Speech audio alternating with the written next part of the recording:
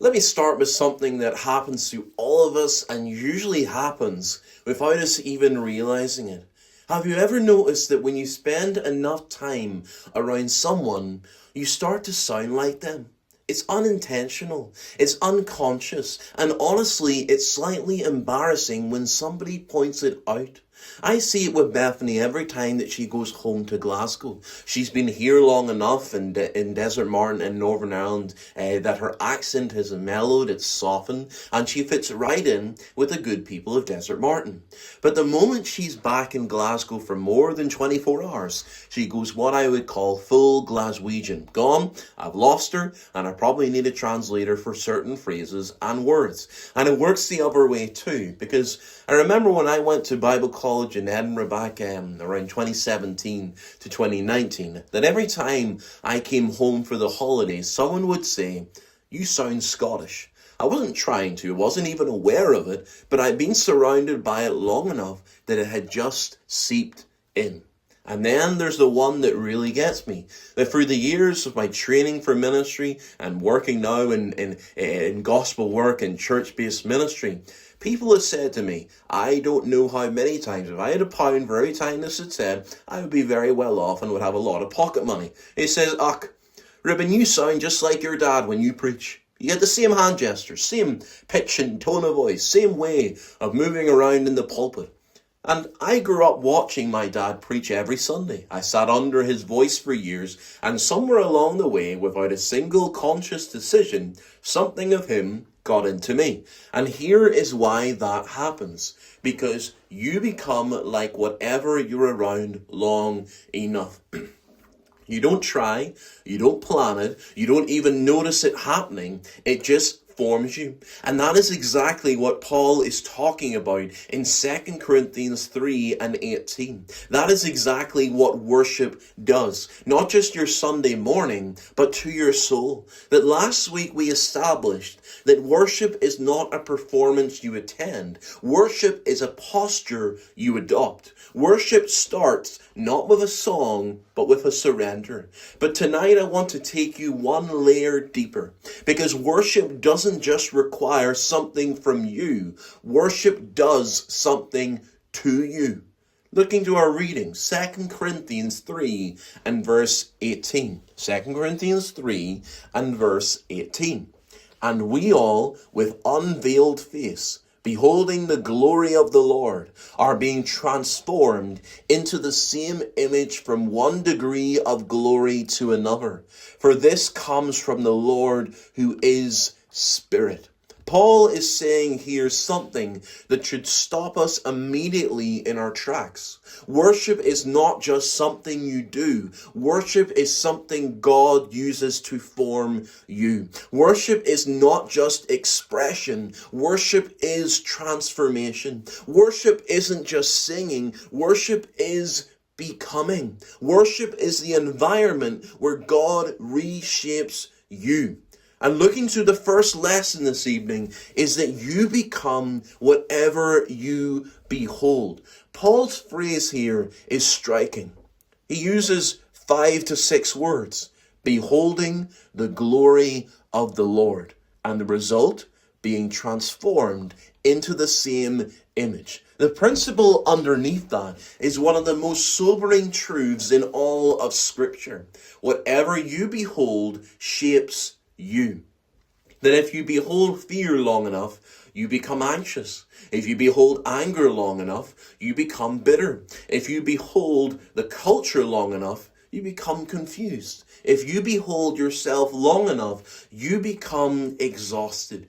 But if you behold Jesus, you become like Jesus. And this is not just a clever idea. This is a biblical principle that runs through the whole of Scripture. Psalm 115 verse 8 says it with devastating simplicity. Those who make them become like them. So do all who trust in them. The psalmist is talking about idols, but the principle cuts both ways. You become like whatever you worship. Whatever has your consistent gaze, your consistent attention, your consistent devotion is quietly, steadily, inevitably forming you into its image. Which means the most important question you can ask yourself is not, am I worshiping? Because everyone is worshiping something. That while all flowers are remarkable, I believe the sunflower is truly remarkable. It tracks a sun across the sky throughout the day, turning its face to follow the light from morning to evening. And here's the thing. It's not trying to do that. It's not making a conscious decision every hour to reposition itself. It was designed that way. And so were you. Your soul turns to whatever it beholds. And whatever it beholds, it becomes. Which means worship is not ultimately about what you bring to God. It's about what God does to you when you turn your face toward Him. For beholding Him is the beginning of becoming like Him. And looking to our second point tonight, worship works even when you don't feel it. Now, I know some of you are thinking, because I've thought it myself, I've been in worship services and felt absolutely nothing. If formation is supposed to be happening, where is it? And here's what I want you to hear tonight. Worship works even when you don't feel it. Because worship is not about emotional fireworks. Worship is about spiritual formation. And formation by its very nature is slow. Think about it this way. You don't feel your bones strengthening, but they're strengthening. You don't feel your hair growing. So some of us are noticing the results more than others. You don't lie in bed at night feeling your heartbeat, but it's beating faithfully, whether you're aware of it or not. Formation works the same way.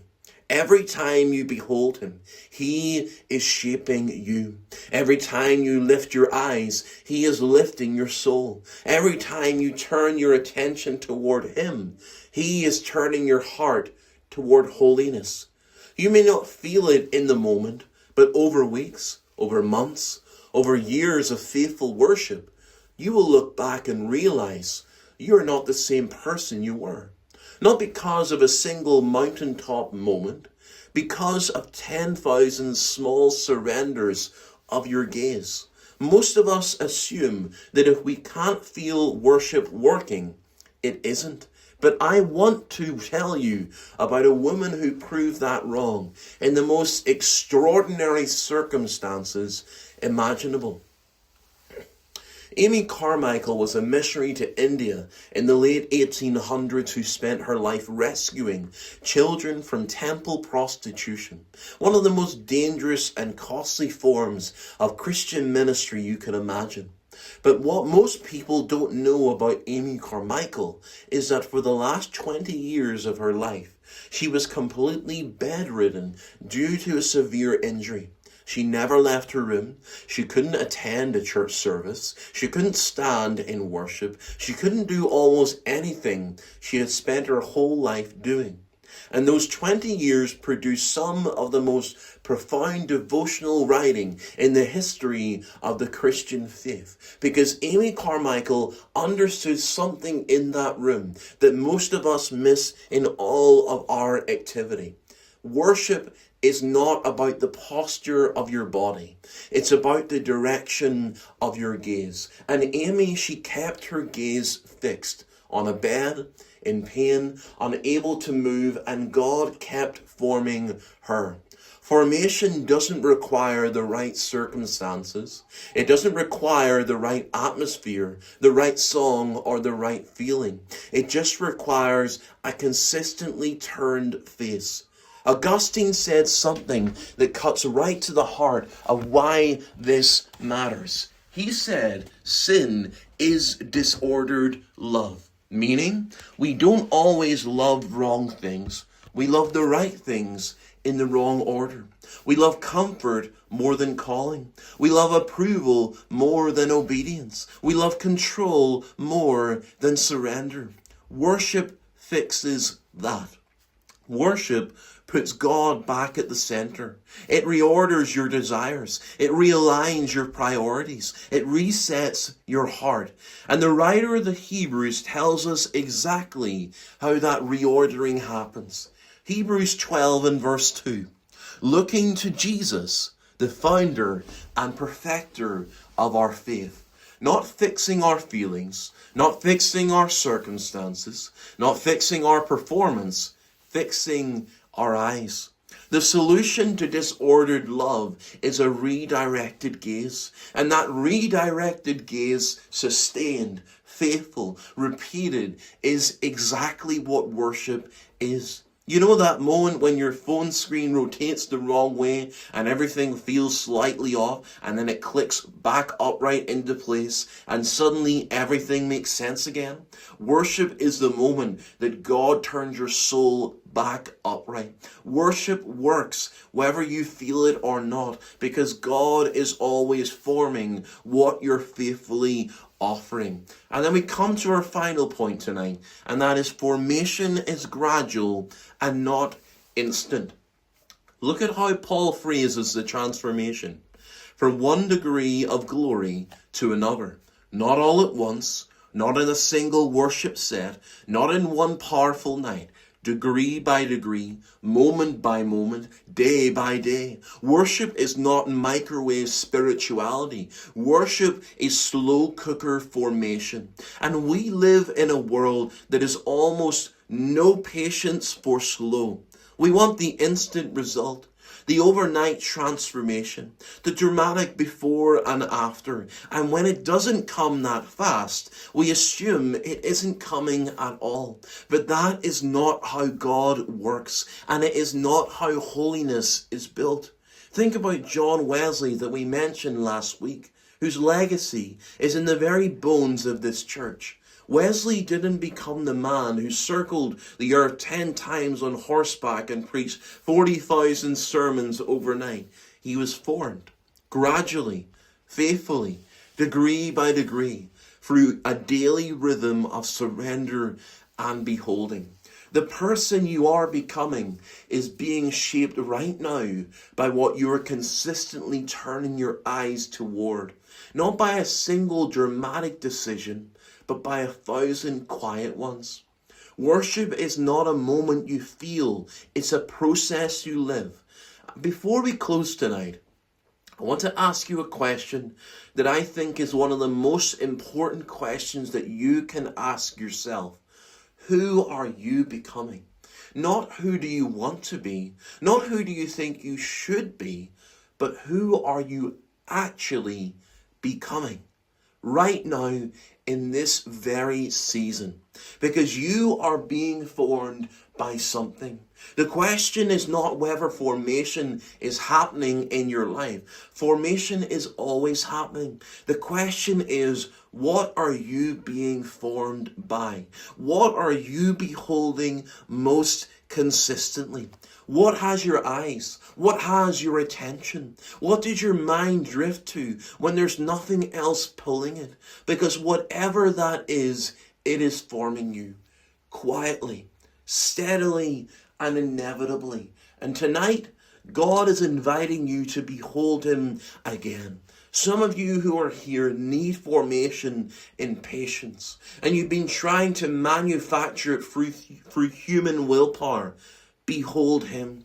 Some of you need formation in purity, and you've been fighting it alone. Behold him. Some of you need formation in peace, in courage, in forgiveness, in trust, in identity, in holiness. And the answer in every case is exactly the same. Behold him.